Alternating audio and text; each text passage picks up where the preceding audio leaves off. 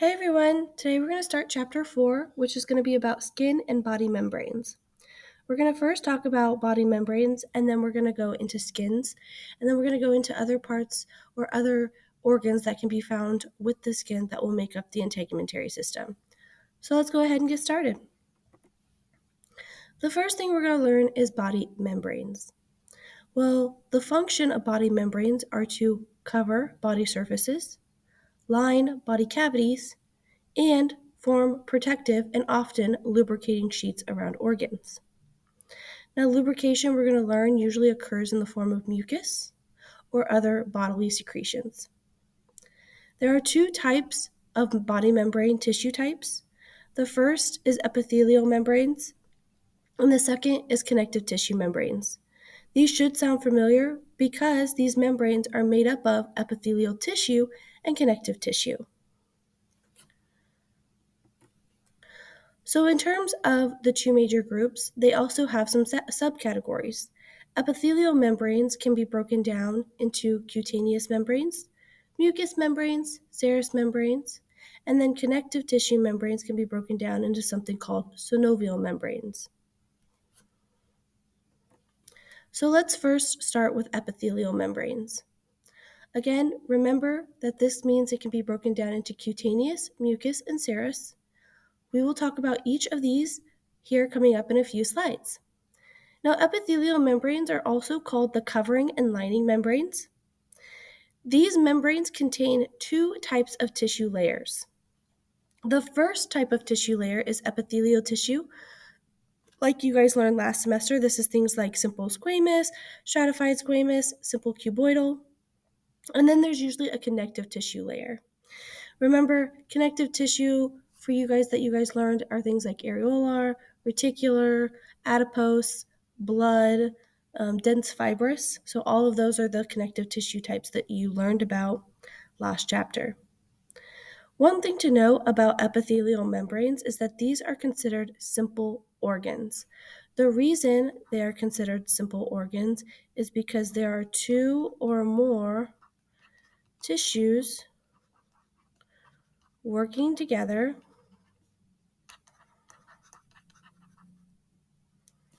to perform a function.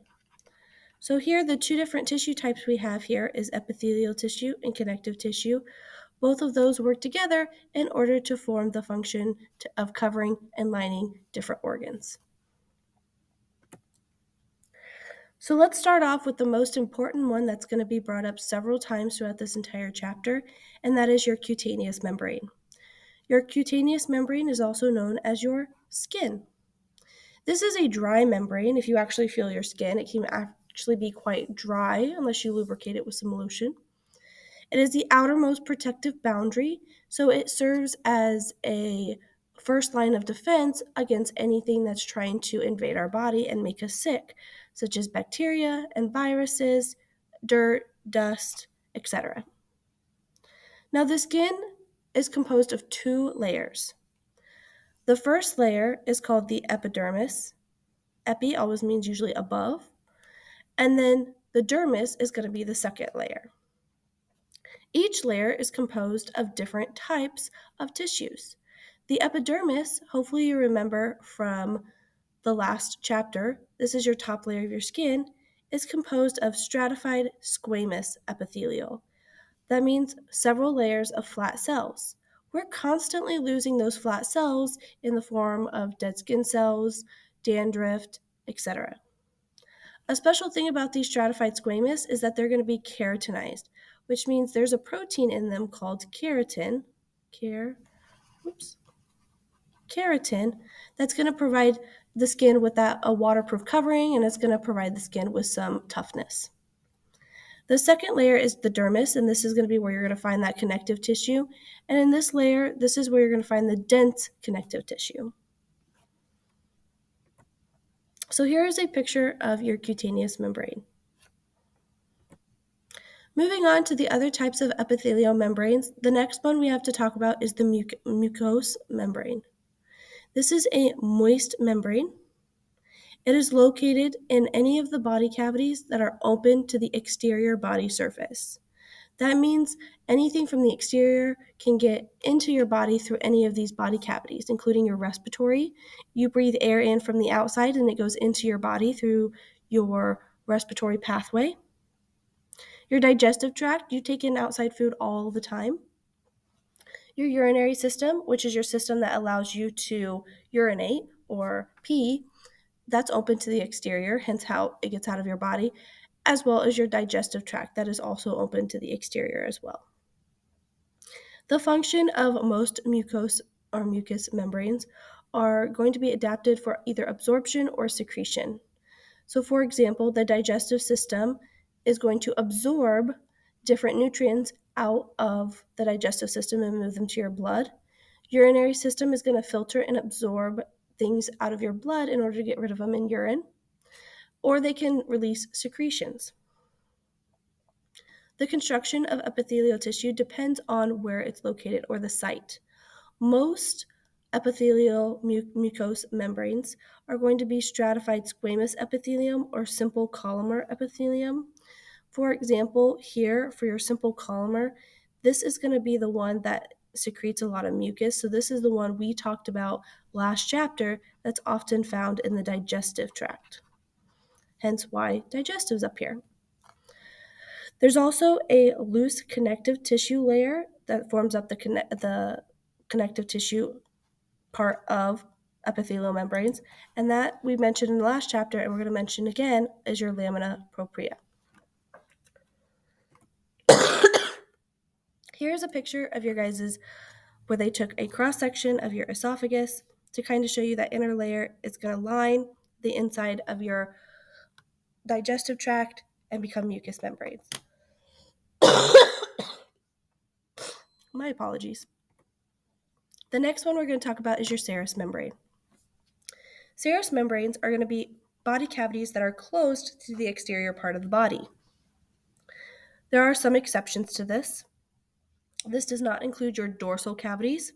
So hopefully you remember your dorsal cavities are things like your cranial cavity, where your brain is, and your spinal cavity, where your spinal cord is. These are not included as a serous membrane. In fact, serous membranes are going to be found things like your heart. Your heart is not open to the exterior. The outside of your lungs, because that is not open to the exterior. And then other things like your organs within your abdominal cavity. It also does not include your joint cavities. So joints are going to be between two bones. Serous membranes are made up of simple squamous epithelium, and it's also made up of an areolar connective tissue. Now, serous membranes are special because they occur in pairs. There's usually a double membrane or two layers that's separated by something called serous fluid. The first layer is called the parietal layer, and this is going to line the ventral body cavities. So remember, your ventral body cavities are things like your thoracic cavity or your abdominopelvic. So it's going to actually line those walls. Whereas the visceral layer, this is going to be the one that actually lines the organ. Now that might sound confusing, so we have a picture coming up on the next slide. But first, before we get to that picture, let me describe kind of what serous fluid is. Now this is going to be a thin, clear fluid. So what I mean by fluid is generally it's going to be a liquid. It is not air.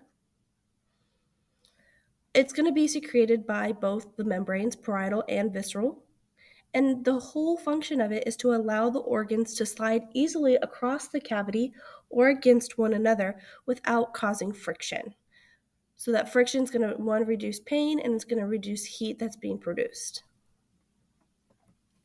So here are two examples where you can find serous membranes surrounding your heart, and then over here surrounding the outside of your lungs. You can see that there are two layers. The outside layer is your parietal, and the inside that's actually touching that organ is your visceral. And your serous fluid is located right between it to prevent friction. Same thing over here with the lungs. The outside, the parietal layer, is going to be the one that touches the thoracic cavity. The inside is going to be the visceral layer that touches your lungs. And of course, you have that fluid in between. A good example that they give you is if you think about a deflated balloon, if you were to try to stick your fist in it, the part that actually touches your hand, that's comparable to the visceral serosa. The air is similar to the serous fluid, and then the outside of the balloon that does not touch your hand but still offers protection is going to be your parietal serosa. Now, there are 3 specific serous membranes, and we actually talk about each of these when we get to those chapters. The first one is the peritoneum. This is going to be located around abdominal organs within that cavity. So things like your stomach, your small intestine, your large intestines can be located on the outside of those organs. You have your pleura, which is around the outside of your lungs, and then your pericardium, which is around your heart. Think of cardium, around your heart. The last type of membrane that we are going to talk about is going to be the connective tissue membrane. There is only one type of connective tissue membrane, and that is your synovial membrane. It is considered a connective tissue membrane because it contains only connective tissue, and the connective tissue it contains is the areolar version. No epithelial tissue is going to be in a synovial membrane.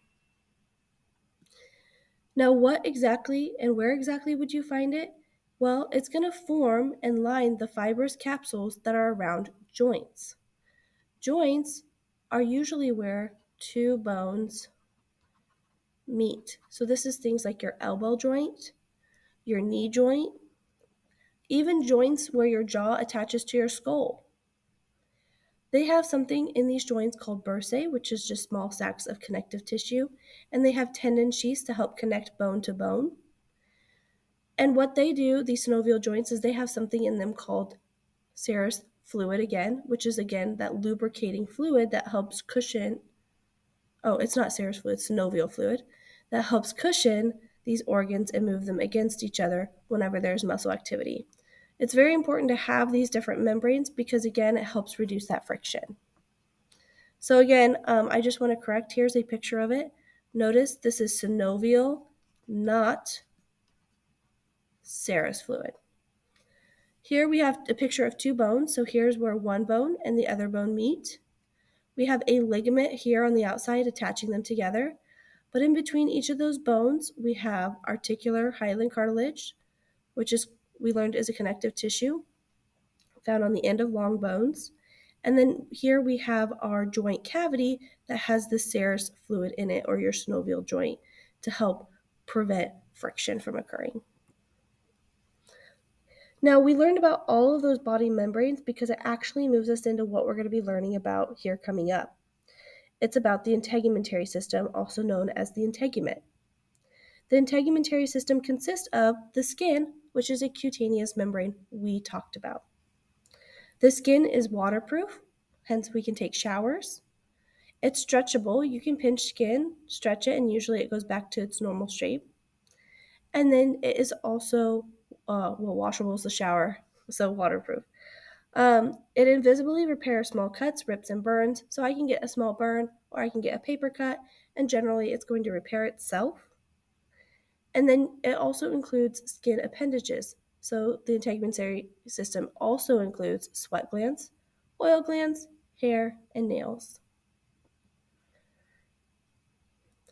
The last thing we have to do today is go over the functions of the integumentary system. One of the functions of the integumentary system is to insulate and cushion deeper body organs. The second thing is it helps protect the entire body. Now, it forms protection several different ways. It can form protection from mechanical damage, which are things when you fall down or you cut yourself. Chemical damage, so when you get acids or bases on your skin and it burns your skin, but it didn't ever get down to your muscles or your nerves to damage those. You can get thermal damage from heat or cold, so if you get a burn or frostbitten, your skin is that first line of defense before it actually gets down to your vital organs. It protects against UV radiation, such as sunlight. Also is your first line of defense against microbes such as bacteria and viruses from getting inside your body, and it also prevents us from desiccating, which means drying out. Besides the protection, it has 3 other major functions. It helps aid in the loss or retention of body heat. So it works hand in hand with our nervous system and our cardiovascular system to make sure that we maintain a stable body temperature or homeostasis. One way they do this is through sweat glands. Sweat glands help cool us down, or through our capillary network. And our capillary network, remember, capillaries are going to be the small blood vessels. It also helps aid in excretion of urea and uric acid through sweating. And it also takes that vitamin D from the sun and synthesizes it and uses it for bone structure, helps build up our strong bones. This image right here, this image is actually taken from your textbook. I really like it because it gives the function, but then it also says how it is accomplished. We're going to talk about how these are accomplished as we learn about the integumentary system this entire chapter. So I wouldn't be worried if you don't recognize some of these words because we're going to talk about them.